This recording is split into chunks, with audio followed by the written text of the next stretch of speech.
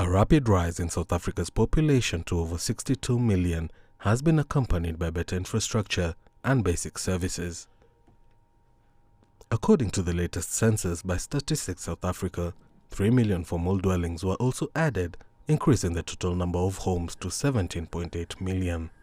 We've done a lot better at supplying a diversity of products in the housing market. So we've spoken about gap housing for a number of years. People who don't yet qualify for bonds, but don't qualify for the RDP housing.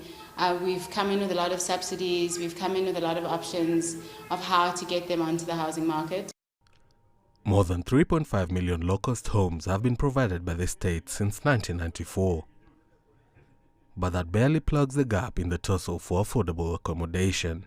If the government turns pragmatic, as there are some signs that they might, and they allow for the private sector, for the individual citizen, for businesses, especially perhaps in your manufacture, your mining, agriculture, to become involved in housing on a larger scale for people involved in their labor sectors and markets, then that might change the equation.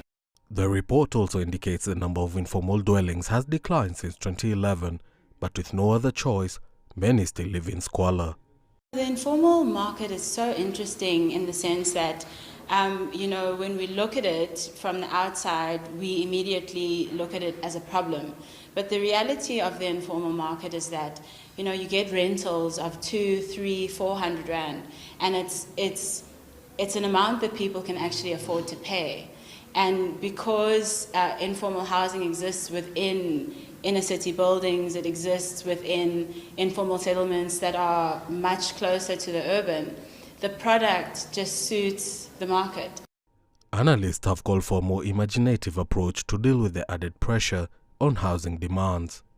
If you could take businesses that pay high rents and high costs in your suburban or industrial areas and move those businesses closer to where labor in the townships is available, but you supply power and electricity, water and security to those businesses, it could be a spark that really lights the fire of a township economy. Meanwhile, South African President Cyril Ramaphosa has vowed to implement enabling policies to drive economic growth and job creation, both of which have been outpaced by a burgeoning population. Ian Kinyo, CGTN.